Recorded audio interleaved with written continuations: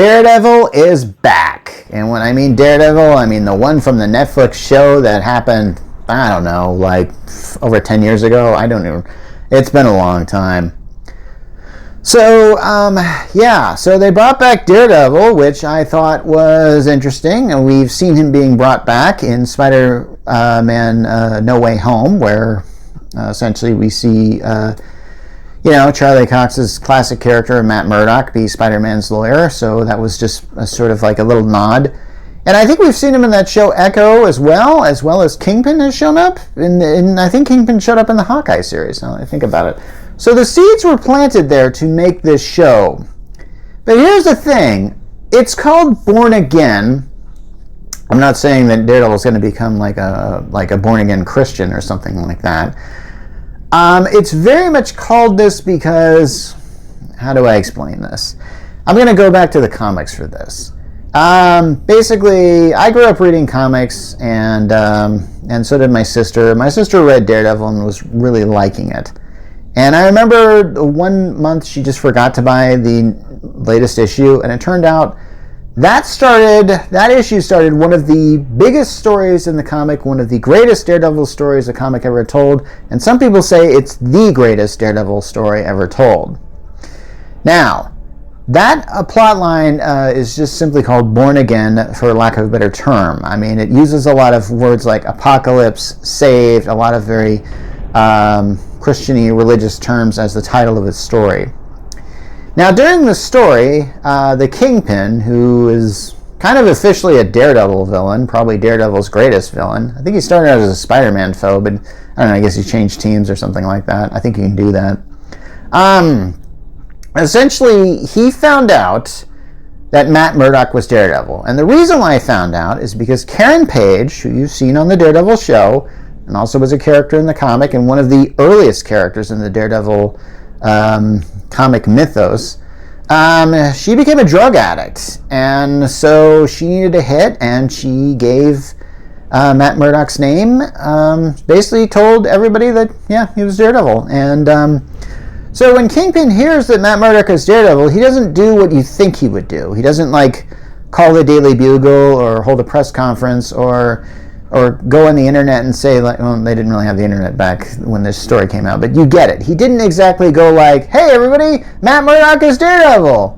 No, he deliberately went on a sabotage campaign of Matt Murdock. He destroys his apartment building. He cancels his credit. He does all these things. And Matt Murdock is forced to simply restart his life, but then his mental health goes completely bleh. I mean, because at the time, a lot of bad stuff was happening, because his law firm was going under, and he had a lot of bad things happen, and I think it just eventually got to him. And I think he eventually went on this just revenge rampage, maybe not murder, against the Kingpin. And this led to the Kingpin getting this assassin whose name is Nuke, a guy with a American flag tattooed on his face and full of a lot of just PTSD rage, to go after him. And that destroyed an entire city block to try for him to get Daredevil. This led to a huge climax in this thing, and even Captain America got involved. This was a huge story. And the problem is when you tell a story like this, everything just gets so shaken up. And the Kingpin should have fallen, and the Kingpin should have... there's a lot of things that should have happened. I mean, Matt Murdock had to start his life once again. And I actually read a lot of the issues that came after that, and they weren't very good, because I think Frank Miller, who wrote this story, and he's a big name in comics, had really set up everything to be such a big thing. Because in this story, not only is it Matt Murdock's story, it's Foggy's story, and it's Ben Urich's story, and it's all about how these characters rise up from all these terrible things that are happening to them. It's really a great story, and I've read it a few times. Now, I don't think they're going this direction for this Disney Plus series. In fact, I know that because they start off with the first episode killing Foggy. Yeah, Bullseye comes back, or at least I think it's Bullseye, And there's a cool fight scene that's done in close quarters, which Daredevil, the show, the Netflix show, was very famous for having these very long, drawn-out, close quarters fighting scenes that would last like for way too long. I remember one where Daredevil was like walking down this hallway, beating up bad guys, and I swear it took like, it was one of those times where I was doing something else while I was watching it, and then I looked up, it's going like, is this scene still going on? But it was so much awesomeness that it was like, yep, sure is. And they did that again the next season with like a staircase or something. I don't know what if they did it for season 3. Because honestly, I don't really remember season 3 very well.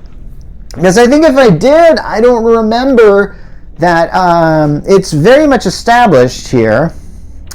Because, alright, maybe I'm getting ahead of myself. But essentially, yeah, Foggy dies. And Matt Murdock decides to give up being Daredevil for a while. And in the meantime, the Kingpin resurfaces. Apparently something bad had happened to him. Maybe that happened on Echo. I don't really know. But apparently his wife was sort of handling the crime situations and stuff like that. And then he comes out and kind of goes like, okay, I'm just going to do this. Then he runs for mayor and wins. Now, there are a lot of Trump vibes coming from this. I don't know if this can be helped. I don't know. There's a scene where the Kingpin gets elected, and you can see all these people cheering for him, and it reminds me of the MAGA crowd. I don't know if there's anything that is not going to remind me of the MAGA crowd on this here. There's nothing we can really do about it. That's the state that we're in, I guess. So, yeah, I just see that. I couldn't help it not. It's one of those things I just could not see is the issue. Anyway, so... And once the Kingpin becomes mayor, I think Matt has a little meeting with him at like a diner, and he asks him something like, hey, what's up? What you gonna do? And apparently, the Kingpin is talking to Matt as if he knows he's the Daredevil. And he says, if you resume your vigilante activities, I will do something to you. So... it's very much set up that Matt is probably going to do this. Now, on the second episode of this, Matt takes a new client, a man who beat up 2 cops because they were beating up some guy. This guy didn't know they were cops at the time, and but yeah, he just saw that there was a person in peril and went to intervene, and someone died in the process. Very sad.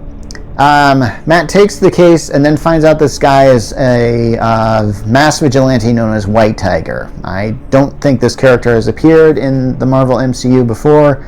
I'm guessing this is a character from the comics. I don't really know. So Matt actually ends up defending this guy, knowing he's the White Tiger, and yeah, this leads to some interesting things. So and when he's going to investigate this guy's place, I think he overhears some cops, because if you know anything about Daredevil, he's got super senses, so he can hear a conversation that's like 50 feet away when it's a whisper. He's that good with his hearing and stuff, but of course he's completely blind, in case you didn't know that. Anyway, so I don't think if they go the direction where I think they go, which is kind of following that storyline that Frank Miller went, they could do that. It was something that I thought they were actually going to do on the original Netflix show, and I thought that, but I didn't remember if Kingpin knew who Daredevil was at that time. I remember there was very much an instance in, I think it was season 2 of the Daredevil show, where, because Kingpin, the actor Vincent D'Onofrio, didn't really show up on that show after season 1, and he does such a good job with that role. I mean, I just love his intensity that he plays this role with. He is as much the Kingpin as J.K. Simmons is J. Jonah Jameson, as far as I'm concerned. Don't get anyone else to play this character but this guy. So if he does try and do that thing where he goes after Matt personally, which I really liked about that Daredevil storyline, it was a case where the supervillain went after the hero personally and managed to break him. And I thought that had never really been done in any comic before. And I think that was, and it's something that you see, or at least every superhero fears that could happen, and then it finally happened. And when it did happen, it just kind of blew everybody away, really. I don't know if they'll do that. Maybe they will, but I think in the end, if they try and do that plot line or imitate that plot line, I don't think it'll turn out very well. Anyway, this is Mark from the Geek Church, signing off.